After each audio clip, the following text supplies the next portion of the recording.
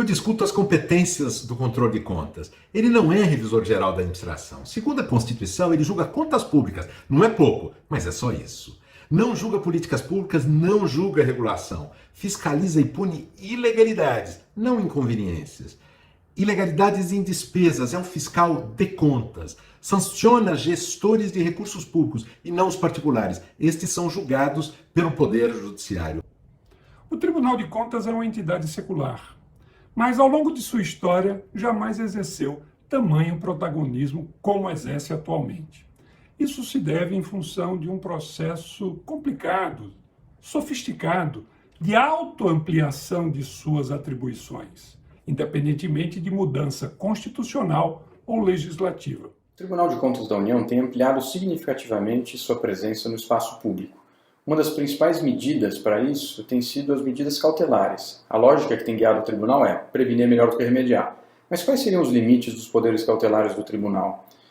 O livro, em parte, faz esse debate a partir de uma medida cautelar em específico, que é a indisponibilidade de bens. E o livro argumenta que essa medida só pode ser manejada pelo tribunal em face de gestores de recursos públicos em situações específicas. O Tribunal de Contas não tem poder geral de cautela, segundo o livro. Tribunais de contas podem comandar a ação administrativa com base em análises de eficiência?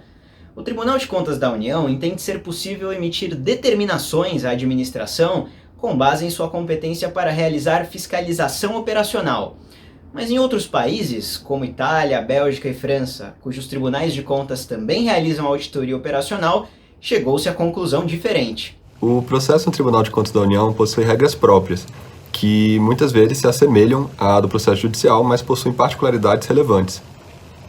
Nós selecionamos 3 dessas particularidades para estudar, tendo como ponto de referência o processo civil, buscando entender como elas são construídas, ratificadas e modificadas pela jurisprudência do TCU ao longo do tempo.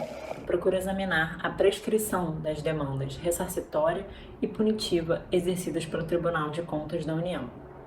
Analiso em especial a resistência desse tribunal em acatar o entendimento judicial prevalente sobre a matéria. Um dos temas mais candentes da literatura sobre o TCU diz respeito à controversa relação entre o controlador e o regulador.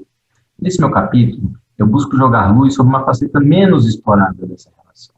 Eu examino a forma pela qual o TCU vem controlando em abstrato o poder normativo de reguladores. O controle do Tribunal de Contas da União sobre as agências reguladoras tem despertado dúvidas e inquietações quanto aos limites jurídicos da atuação do órgão de controle de contas nessas matérias. Os próprios ministros do TCU costumam dizer que as fiscalizações do tribunal nesses assuntos deveriam ser de segunda ordem, ou seja, que o TCU não deveria interferir no conteúdo da regulação, mas apenas avaliar a qualidade da atuação das agências como um todo. Será que esse discurso é sincero? O controle das atividades fim da NTT pelo TCU tem sido intenso e merece análise por parte da sociedade civil e da academia, como ora proposto no presente trabalho, que buscará traçar um histórico das decisões do TCU a tal respeito, focando-se no setor de concessões de rodovias federais. A realidade é que o controle baseado na legalidade estrita falhou na prevenção da corrupção. Ele só aumenta a desconfiança com a discricionariedade administrativa e com o agente público. Ele inibe a inovação e pune o gestor honesto.